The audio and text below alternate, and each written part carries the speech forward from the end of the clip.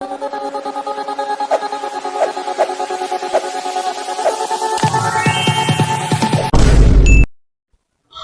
Hello viewers, நான் உங்க PK வந்தாச்சு.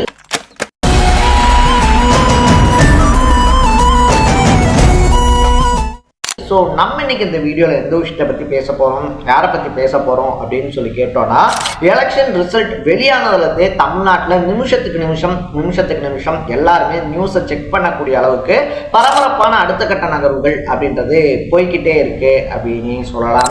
ஸோ ஒரு வழியாக வந்துட்டு பார்த்தோம் அப்படின்னா, நீண்ட நெறிய இழுபறிக்கு அப்புறமா கம்யூனிஸ்ட் கட்சிகள் விசிகாவுடைய ஆதரவோட வந்துட்டு தாவேகா ஆட்சி அமைக்கவும் ரெடி ஆயிடுச்சு.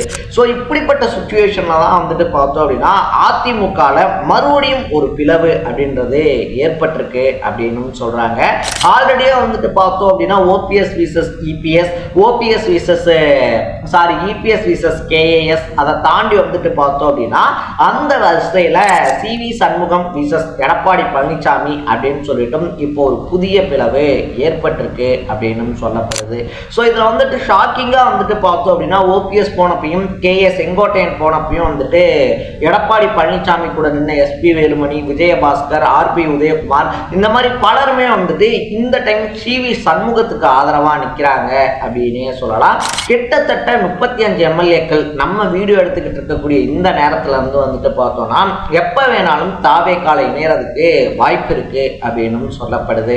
ஸோ என்னதான் நடக்குது அதிமுகல, எடப்பாடி பழனிசாமி விசஸ் சிவி சண்முகம் பிரச்சனைக்கு என்னதான் காரணம், அதை தாண்டி வந்துட்டு அதிமுக அழிவை நோக்கி போய்கிட்டு இருக்கா அப்படின்ற மாதிரி பல விஷயங்களை தான் நம்ம பேச போறோம்.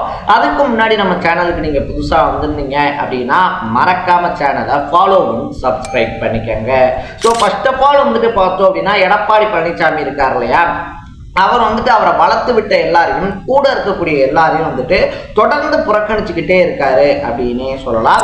அதிமுகனுடைய தலைவரா இருக்கணும் அப்படின்ற ஆசை அவருக்கு இருக்கே தவிர தலைவரா தன்னை நிரூபிச்சாரா அப்படின்னு சொல்லி கேட்டோம்னா டெஃபினட்டா கிடையாது அப்படின்னு தான் சொல்லணும்.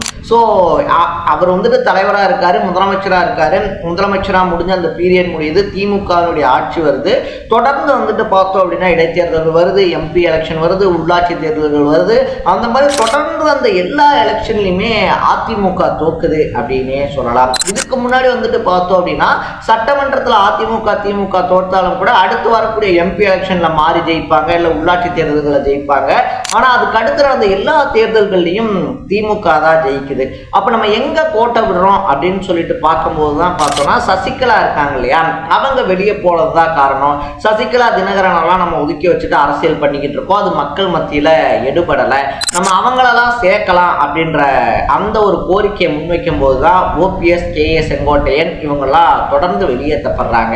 ஸோ அவங்கெல்லாம் வெளியே வந்ததுக்கு அப்புறமா பார்த்தோம் அப்படின்னா எடப்பாடி பழனிசாமி தன்னை ப்ரூஃப் பண்ணிக்கிறதுக்கு கடைசியா இருந்த ஒரு வாய்ப்பு அப்படின்னா அது இந்த எலெக்ஷன் தான் அப்படின்னே சொல்லலாம். அந்த எலெக்ஷன் டைம்லயும் வந்துட்டு பார்த்தோம்னா கேஏ செங்கோட்டையன் இருக்கார் இல்லையா, அவர் ஓப்பனாவே ஒரு ஸ்டேட்மெண்ட்லாம் கொடுத்திருந்தாரு. 6 பேர் கொண்ட குழு போயிட்டு எடப்பாடி பழனிசாமியை பார்த்தோம், இந்த மாதிரி சசிகலா தினகரனை சேர்க்கலாம், ஜெயிச்சிடலாம் அப்படின்னு சொல்லி சொன்னோம், அவர் கேட்கல அப்படின்னு சொல்லிட்டு தாவேகாக்கு வந்ததோட மட்டும் இல்லாம தாவேகாவுடைய தலைவரான விஜய் முதலமைச்சர் ஆனதிலையும் கேஏ செங்கோட்டையனுடைய பங்கு ரொம்ப முக்கியமானதா இருக்கு அப்படின்னே சொல்லலாம். ஸோ இப்படிப்பட்ட சுச்சுவேஷன்ல தான் நடந்து முடிஞ்ச தேர்தல் ரிசல்ட்ல அதிமுக எதிர்கட்சி அந்தஸ்துல இருந்து 3வது இடத்துக்கு தள்ளப்பட்டிருக்கு அப்படின்னே சொல்லலாம். இந்த எலெக்ஷன்ல பெருவாரியான அடி அப்படின்றது விழுந்திருக்கு. இன்னும் சொல்ல போனோம் அப்படின்னா கொளத்தூர்ல ஸ்டாலினுக்கு எதிராக வேட்பாளர் முன்னாரு, ஸ்டாலின் தோத்துட்டாரு. எடப்பாடியில வந்துட்டு வேட்பாளரை நிக்க வைக்க விடாம பண்ணதுனால எடப்பாடி பழனிசாமி ஜெயிச்சிட்டாரு அப்படின்ற கோஷம் அதிமுகக்குள்ள இருந்தே எழும்ப ஆரம்பிச்சிருக்கு.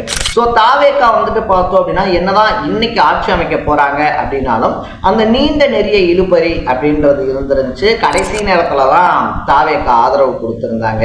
ஸோ அந்த டைம்ல சிவி சண்முகம் தரப்பு என்ன சொல்லியிருக்காங்க அப்படின்னா, நம்ம வேணா வந்துட்டு ஆதரவு கொடுக்கலாம், ஆதரவு கொடுப்பதோட மட்டும் இல்லாம அமைச்சரவையிலையும் இடம் கேட்கலாம், அவங்கதான் ஆட்சியிலையும் பங்கு அதிகாரத்திலையும் பங்குன்னு சொல்றாங்க. ஸோ நம்ம அவங்களுக்கு ஆதரவு கொடுத்து அமைச்சரவையில வந்துட்டு பார்த்தோம்னா முக்கியமான போஸ்டிங் ஒரு 4 போஸ்டிங் வாங்கிக்கலாம். ஏன்னா ஆல்ரெடி 5 வருஷம் ஆட்சியில் இல்லை, இனி வரக்கூடிய 5 வருஷமும் ஆட்சியில் இல்லாம போச்சுன்னா ஒண்ணுமே பண்ண முடியாது, மெயின்டைன் பண்ண முடியாது அப்படின்னு சொல்லும் போது எடப்பாடி தரப்பு அதை மறுக்கிறாங்க. அதனாலதான் இவ்வளவு பெரிய பிரச்சனை அப்படின்றதே உருவாகுது. இதனால இதனால புதுச்சேரி ரெசார்ட்லாம் கொண்டு போய் தங்க வைக்கப்பட்டவங்க நேத்து மறுபடியும் எடப்பாடி பழனிசாமி முன்னிலையில் ஆலோசனை பண்ணும்போது சி.வி. சண்முகம் நேரடியாகவே எடப்பாடி பழனிசாமியை அட்டாக் பண்ணி பேசிட்டாரு அப்படின்னு சொல்றாங்க. உங்களுக்கு வந்துட்டு கூட்டணியே சரியா அமைக்க தரல, அது மட்டும் இல்லாம எலெக்ஷன் டைம்ல நீங்க ₹1 கூட தரல, நாங்க தான் எங்க கை காசுகளை போட்டிருக்கோம், பல மாஜி அமைச்சர்கள் அவங்க கை காசை போட்டு தொகுதிகளில் வேலை பார்த்துருக்காங்க, அப்படி வேலை பார்த்துமே பல தொகுதிகளில் தோத்து போயிட்டாங்க, இப்படிப்பட்ட சுச்சுவேஷன்லயும் நம்ம வந்துட்டு இப்படியே இருந்தோம்னா அடுத்த கட்டத்துக்கு நம்ம எப்ப போறது, இன்னும் 10 வருஷத்துக்கு நம்ம ஆட்சிக்கு வர்றதுக்கான வாய்ப்பே கிடையாது. ஸோ தாவேகாவோட கூட்டணி போய் அமைச்சரவையில் இருக்கிறதுல என்ன தப்பு, நம்ம இப்படி இருந்துட்டு அதுக்கடுத்த எலெக்ஷன்ல எதிர்கட்சியா கூட உருவாக்கிக்கலாம், இப்படியே விட்டோம் அப்படின்னா தாவேகாக்கு ஆப்போசிட் திமுக அப்படின்ற மாதிரி தான் இருக்குமே தவிர நம்ம என்ன பண்றது அப்படின்ற கோரிக்கையை முன் வச்சிருக்காரு. வழக்கம் போல எடப்பாடி பழனிசாமி அதை காதுல வாங்கிக்காதனால தன்னுடைய வீட்டில் வச்சு அவருடைய ஆதரவாளர்கள் மத்தியில ஆலோசனை பண்றாங்க. இதுல ரொம்ப பெரிய ட்விஸ்ட் என்ன அப்படின்னா, எடப்பாடி பழனிசாமியினுடைய கோட்டைன்னு சொல்லப்பட்ட கொங்கு மண்டலத்துல சேர்ந்த பல முன்னாள் நிர்வாகிகள் இன்னைக்கு சி.வி. சண்முகம் பக்கம் நிற்கிறாங்க அப்படின்னு சொல்லலாம். அதுலயும் எஸ்பி வேலுமணி, அதை தாண்டி வந்துட்டு விஜயபாஸ்கர், எம்ஆர் விஜயபாஸ்கர், இந்த மாதிரி பலருமே நிற்கிறதோட மட்டும் இல்லாமல் கட்சியை வந்துட்டு எஸ்பி வேலுமணி தலைமையில் நடத்திக்கலாம் அப்படின்ற முடிவுக்கும் வந்திருக்காங்க அப்படின்னு சொல்லப்படுது. இதனால எந்த நிமிஷத்தில் வேணாலும் சி.வி. சண்முகம் இருக்கார் இல்லையா, சி.வி. சண்முகம் எஸ்பி வேலுமணி தலைமையில் தாவேகால இணையறதுக்கு ரெடியாக இருக்காங்க அப்படின்னு சொல்லலாம்.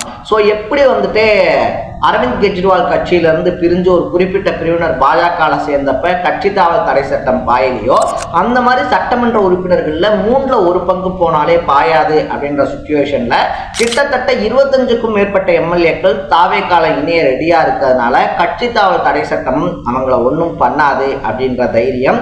அதை தாண்டி வந்துட்டு விஜய் என்னதான் காங்கிரஸ் கட்சி, அதை தாண்டி வந்துட்டு இடதுசாரிகள் விசிகாவுடைய ஆதரவோட ஆட்சி அமைக்கிறாரு அப்படின்ற பட்சத்திலையும் அவங்கெல்லாம் வெளியில இருந்து ஆதரவு அப்படின்றதுனால எந்நேரம் வேணாலும் ஆதரவை வாபஸ் வாங்கக்கூடிய சுச்சுவேஷன் இருக்கிறதுனால அதிமுக போனா டெஃபினட்டா அதை மறுக்க மாட்டாரு அப்படின்னு சொல்றாங்க. எது எப்படியோ ஓபிஎஸ் கேஏஎஸ் தொடர்ந்து சி.வி. சண்முகமும் எடப்பாடி பழனிசாமிக்கு எதிராக போர்க்கொடி தூக்கி இருக்கிறது அதிமுகல அடுத்த கட்ட பரபரப்பை ஏற்படுத்தி இருக்கு அப்படின்னு சொல்லலாம். ஸோ நீங்க இதை பத்தி என்ன நினைக்கிறீங்க, எடப்பாடி பழனிசாமி இந்த மனநிலையை பத்தி நீங்க என்ன நினைக்கிறீங்க அப்படின்றத கமெண்ட் பண்ணிட்டு மறக்காம சேனலை ஃபாலோ பண்ணி சப்ஸ்கிரைப் பண்ணிக்கோங்க. நாளைக்கு இதே மாதிரி இன்னொரு இன்ட்ரெஸ்டிங்கான வீடியோவோட சந்திக்கலாம். தட பை பை.